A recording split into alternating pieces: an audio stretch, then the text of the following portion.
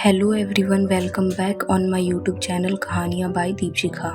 अब डॉक्टर वीस ने कैथरीन के सेशंस डे के एंड में शेड्यूल करने शुरू कर दिए थे, क्योंकि अब हर सेशन कई घंटों तक चलने लगा था और हर बार कैथरीन पहले से ज़्यादा पीसफुल लगती थी। इस बार भी जब वो ऑफिस आई, उसके फेस पर एक अजीब सी शांति थी। उसने अपने फादर से फ़ोन पर बात की थी और बिना कुछ एक्सप्लेन किए अपने अंदर ही अंदर उन्हें फॉरगिव कर दिया था। डॉक्टर वीस हैरान थे। इतने सालों से जो फियर्स और एंग्जाइटीज़ कैथरीन को टॉर्चर कर रहे थे, वो धीरे धीरे डिसअपियर हो रहे थे और हॉनेस्टली अब उन्हें भी समझ आ नहीं रहा था कि क्या ये सिर्फ थेरेपी थी या कुछ और। सेशन स्टार्ट हुआ। कैथरीन ने आंखें बंद की और कुछ ही सेकंड्स में डीप ट्रांस में चली गई। फिर उसने धीरे से बोलना शुरू किया। आई सी अ पोर्सलैन डॉल फायरप्लेस के पास। वो एक रूम डिस्क्राइब कर रही थी। बुक्स फायरप्लेस के दोनों साइड पे रखी थी, कैंडल स्टिक्स जल रहे थे और वॉल पर एक मैन का पोर्ट्रेट था। फ्लोर पर एनिमल्स स्किन रग्स थे। ग्लास डोर्स वेरांडा की तरफ ओपन हो रहे थे। बाहर बड़े बड़े ट्रीज थे, येलो फ्लावर्स, हॉर्सेस, सब कुछ 18th सेंचुरी जैसा लग रहा था। डॉक्टर वीस ने पूछा, पेंटिंग में जो आदमी है वो कौन है? कैथरीन ने सॉफ्टली कहा, एरन। लेकिन एरन अब जिंदा नहीं था। अब उसका सन हाउस ओन करता था और कैथरीन वहाँ सर्वेंट थी। इस लाइफ में भी वो कोई रिच या पावरफुल पर्सन नहीं थी, बस एक ऑर्डिनरी सर्वेंट गर्ल थी। उसने खुद को डिस्क्राइब किया, brown curly hair, blue dress, white apron, लेकिन उसका लेग बहुत हर्ट कर रहा था। A horse kicked me.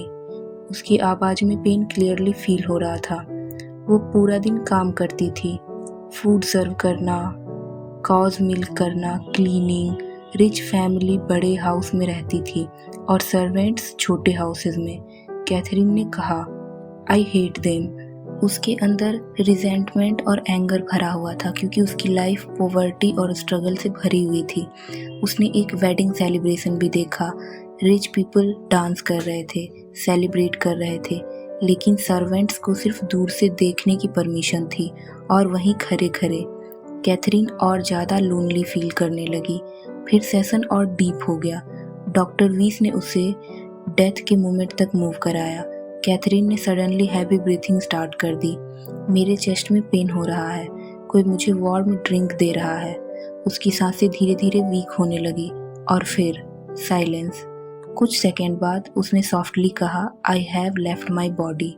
And suddenly उसकी आवाज़ पीसफुल हो गई। लाइट है, बहुत वार्म पीसफुल लाइट। उसने कहा कि डेथ के बाद सारा पेन डिसअपियर हो गया। कुछ वंडरफुल पीपल उसकी हेल्प करने आए। उसे बिल्कुल डर नहीं लग रहा था, सिर्फ पीस थी। डॉक्टर वीस ने पूछा, क्या हम बर्थ और डेथ चूज करते हैं? और तब मास्टर फिर से आए। कैथरीन की आवाज़ डीपर हो गई, जैसे कोई और उसके थ्रू बोल रहा हो।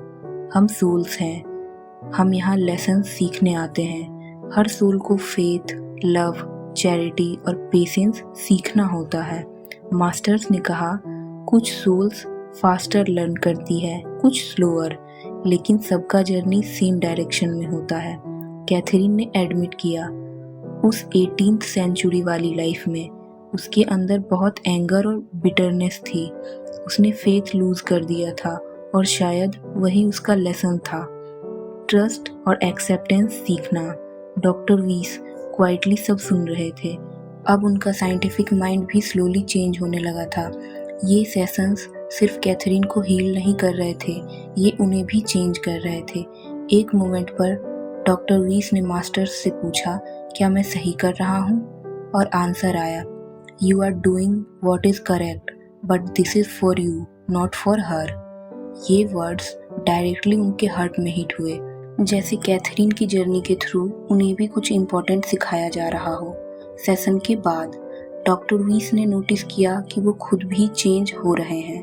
वो लेस एंग्री हो गए थे। फैमिली के फ्लॉज उन्हें अब उतने इम्पोर्टेंट नहीं लगते थे। उन्हें रियलाइज़ हुआ, परफेक्ट होना ज़रूरी नहीं है, लव ज़्यादा इम्पोर्टेंट है। वो और उनकी वाइफ कैरोल डिनर के बाद आवर्स तक कैथरीन की सेशंस डिस्कस करते। कैरोल लॉजिकल थी, एनालिटिकल थी और दोनों मिलकर समझने की कोशिश करते क्या कैथरीन सच में किसी हिडन ट्रूथ तक पहुंच रही थी या फिर ये सब कुछ और था। और ऑनेस्टली अब ये सिर्फ हिप्नोसिस सेशन नहीं लग रहे थे, ये एक डोरवे बन चुका था लाइफ, डेथ और सोल के मिस्ट्रीज की तरफ। आगे क्या होता है ये जानने के लिए वीडियो को लाइक करो और चैनल को सब्सक्राइब करो और मिलते हैं नेक्स्ट पार्ट में।